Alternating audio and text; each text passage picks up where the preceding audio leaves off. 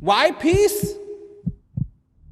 The world will tell you this is what the world needs, this is what the world needs, this is what the world needs. But 7 billion people on the face of this earth are crying out for one thing and one thing alone, and that is peace.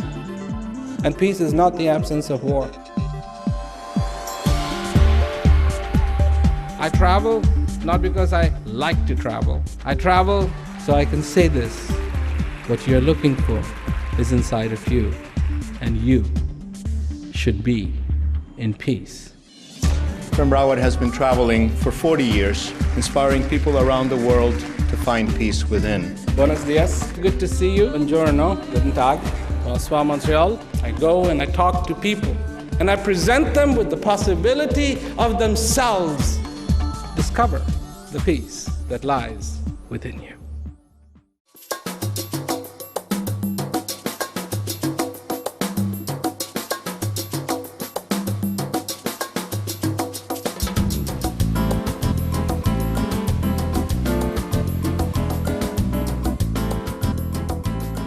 In Sao Paulo, Brazil, the Words of Peace television series began airing a decade ago.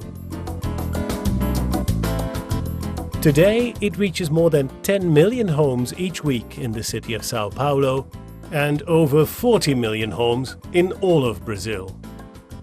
Over the years, the series has received the highest award given by the Brazilian Association of Community Television Channels 3 times, with the most recent award being presented to Prem Rawat in person by the association's president, Fernando Mauro Trezza. After the award presentation, Fernando Trezza sat down with Prem Rawat for an interview marking the 10th anniversary of the Message of Peace being aired in Brazil. In this year, 2013, we are celebrating 10 years of Words of Peace, a TV program that's aired by local TV channels all around Brazil, and it's a special moment, a special date. That's why we are receiving Mr. Prem Rawat. As you know, he heads the Prem Rawat Foundation, and he's one of the most important world leaders talking about the peace process. In an average year, he will attend to up to 100 international speaking engagements. And for an instance, he travels 4-5 times around the world in a single year, addressing hundreds of thousands of people in this peace program. So we are very honored in talking to you in this moment. Well, thank you very much. Thank you for having me, and I am very honored too to be participating in the 10th anniversary of this beautiful thing, which is people accepting the message of peace in their hearts, in their understanding. So I'm very honored. Thank you. Mr. Prem Rawat, you have dedicated your life to reaching out people across the globe about peace. Why is peace so important to you? Peace is not only important to me, but really, peace is important to everyone on the face of this earth. Peace is not about some concept or some idea of what it's going to be manifesting like on the outside, but peace is a fundamental need for every single human being. Peace is a fundamental right of every single human being. And to be in that peace, feeling that peace, not from the outside in, but inside out, from the heart, not from definitions, not from concepts, not from ideas, but truly feeling it that way as it exists in the heart of every single human being on the face of this earth. Mr. Prem, there are many different definitions of peace in the world. How does your perspective of peace compare or differ to others? Well, there are many, many concepts of peace. In fact, when I travel, this is what comes out. People have an idea of peace. To some people, peace is merely absence of war. To some people, peace is prosperity. Peace is this, peace is that. But what I try to address is the fundamental peace that resides within every single human being. That peace is an inner experience, not an outside experience, but it's an inner feeling that every human being already has. It is not something that needs to be created. It is not something that needs to be defined. It is not something that needs to be invented. You know, Socrates said a long time ago, know thyself. He could have said anything, you know. He could have said, stop making wars. He could have said, just make a lot of money in your life, or, you know, don't say much. You know, some people think being quiet, not uttering a single word. He could have said, just shut up. Or he could have said, go live on top of a mountain. But he didn't say those things. The message that has echoed for centuries has been what you are looking for is inside of you. And if you're looking for peace, believe me, you won't find it anywhere else. You will find it within your own being. Does peace have relevance to all people, or is that some people are just not interested in peace or cannot be reached by peace? It's like this, you know, if you come from a really cold climate to slightly warmer climate, and there's another person who comes from a really warm climate to slightly cooler climate, those two people meet in one place. One person is going to say, boy, it's warm. Another person is going to say, boy, it's cold. Because it depends where they come from. So far, we're trying to define peace as something on the outside. Then there are going to be people that are going to say, I don't need that kind of peace. But if we're looking at the peace that is inside of every human being, these questions do not arise because it's fundamental. You know, there are so many cuisines in this world. You have Indian cuisine, you have Chinese, you have Japanese, you have European, you have so many cuisines. But what is the fundamental thing behind each one of these foods, behind each one of these cuisines? It's hunger. Now, does hunger have a language? No. Does hunger have a nationality? No. Does hunger have a time? No. Hunger is hunger. If you feel hungry, you need to eat. And it's the same way. Even so far that we are looking at peace as an external thing. Yes, likes, dislikes, I don't like that flavor of peace, I want this flavor of peace. But if you're hungry, and you're hungry for that peace that is inside of you, then all these barriers go away. And you see only the reality of peace, not the concept of the reality of peace.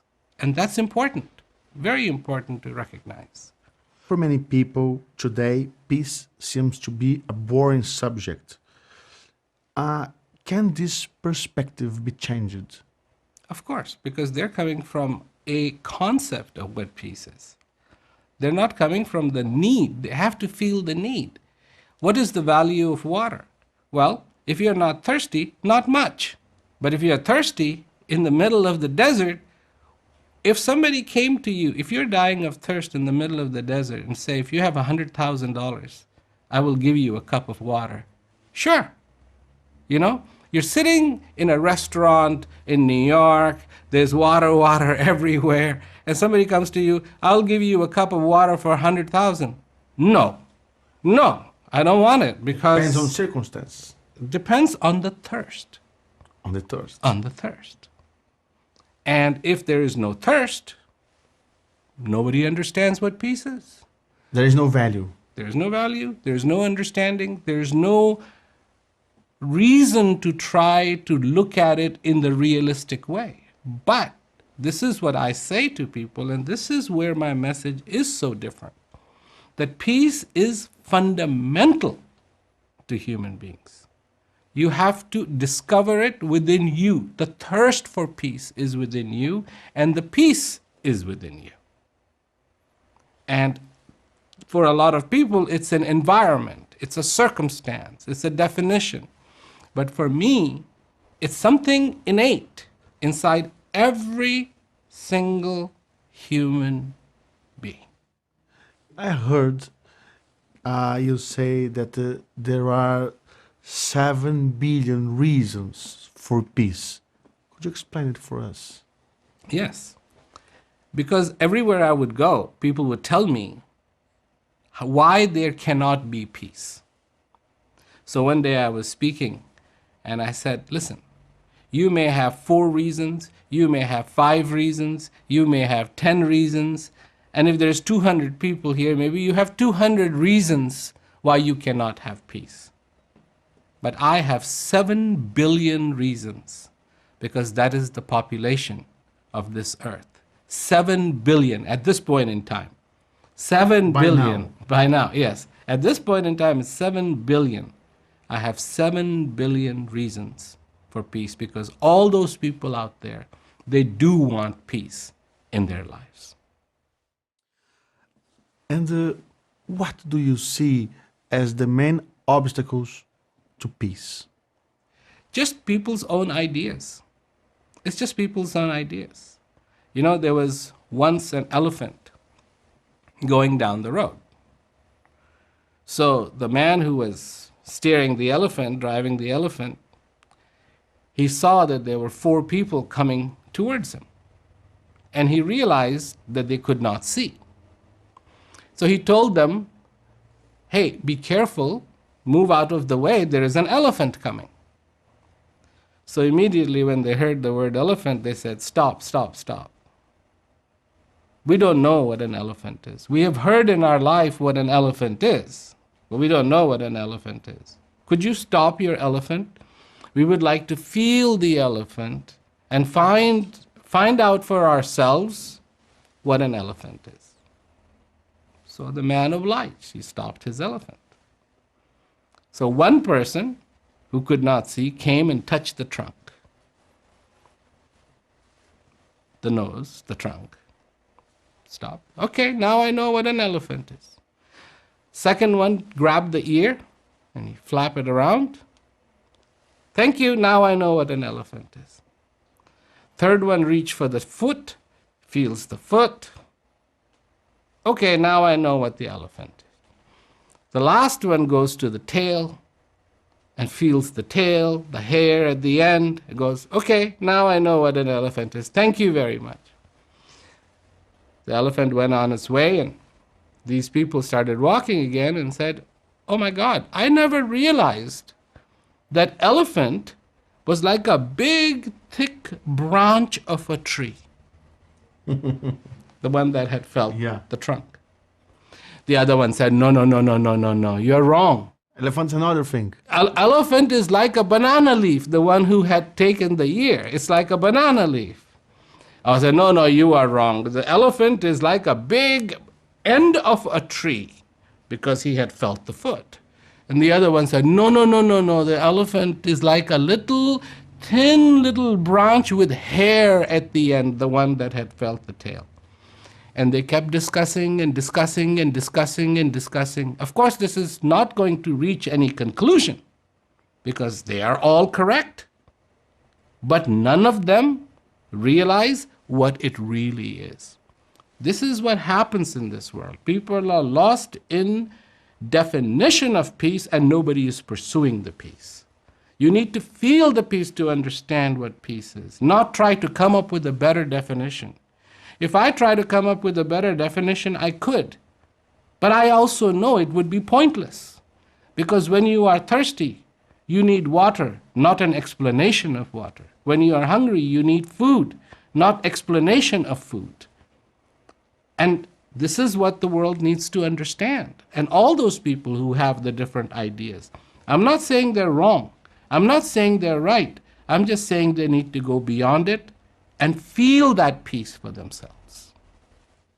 Is there still sense of hope and optimism in a world full of conflicts, in a world with terrible things?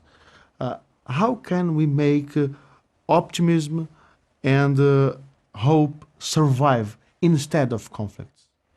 Well, what is a conflict? You see, conflict does not begin on the outside. Conflict begins inside. The war begins in the minds of human beings. And then you see the outside expression. And what is the outside expression? Innocent people die, destruction, lives and families ruined, prosperity gone. All the things that we don't want becomes the outside expression of the conflict that is inside the human beings. First thing, we have to learn how to respect. Respect who? First, you have to learn how to respect yourself. Now, most people think respect is good manners. Oh, hello, how are you? Thank you very much. Smile, this and that. That's just manners. Good manners. There's nothing wrong with good manners. But respect is different. It's more than just manners. And that respect has to begin with you. When you respect yourself, then you can respect other fellow human beings. Right now, people are ready to kill each other because of difference of opinion. You believe in this, I believe in this. I don't like you, I'm going to kill you. What is the point of your belief if it is destroying other human beings? What is the point of having something that promotes conflict when just as easily inside of you resides peace? You know, is darkness truly far away from light or light far away from darkness? No, it's like one coin. One side is darkness, other side is light. Which one are we picking? There is so much greed in this world, so much greed, that for the fulfillment of one's own wishes, we are very open and ready to destroy other people. Look at what happens in this world. So many people go hungry. And what do we blame it on? We blame it on karma. We blame it on the stars. We blame it on this and that. But do you know, this is from the Institute of Mechanical Engineers. They figure that half the production of food in this world is wasted, thrown away. 1.2 billion tons of food is wasted. Nobody is saying, why are we wasting the food? We're human. We are more interested in trying to find other people. Find a guilt. No, but find other people out in the outer space. When the reality of it is we have been looking for people in the outer space and haven't found any. We are here on this planet. There's nobody else around for a long, long time. I'm not saying there isn't anybody out there, but for a long, long time of space, there's nobody there. We're the only ones. We truly need to learn how to be with our neighbor, how to be with ourselves, how to be with our family. Conflict doesn't just happen between borders. Conflicts can happen inside a house. Conflicts can happen inside a town. Conflicts can happen inside a country. And so the source of the conflict is from inside, and the resolution to the conflict is also on the inside. In this process, there are critics that do not accept that peace is possible. What do you say to them? Well, I know there are people who absolutely peace is not possible. And I say to them, okay, so you say peace is not possible. I say peace is possible. What do you want to try? What do you want to try? Somebody comes to you and you are hungry and says, I have no food, and the other one says, I do, who are you going to go to? Give it a chance. It is easy to be a critic. It is easy to say no. It takes a lot of courage to say yes. And peace is not a magic wand. Peace is a little bit of effort by everybody on this face of this earth. Do those people who are poor, living in a village, do they want peace? Yes, they want peace. The farmers want peace. You know, the potterers want peace. The tailors want peace. In fact, children want peace. This is important. I mean, just to be able to say no. I could have said that too. It's very easy. Very easy. It takes courage. And people going to the moon. When the first Apollo mission was scheduled to go to the moon, there were a lot of people who said it cannot be done. But there were a few who said it can. And because of those people who said it can, man went to the moon. Not because of the people who said it cannot be done. During the last years, the TV program has received a lot of testimonials from people that were reached by your message. I can tell you the history of a very important person. He was a professor. This professor got ill. He got cancer, and he was desperate with all his family. I could see that. And there was a time he was watching to our local TV channel, and he called me and said, Fernando, I was watching through your TV and I could watch a very different TV program called Words of Peace. And please, I would like to ask you for all the DVDs that you have from this TV program. Could you please record them for me? Because I would like to have these words available, not just at the TV time, but any time I need. Okay, I gave him the TV programs as a gift, and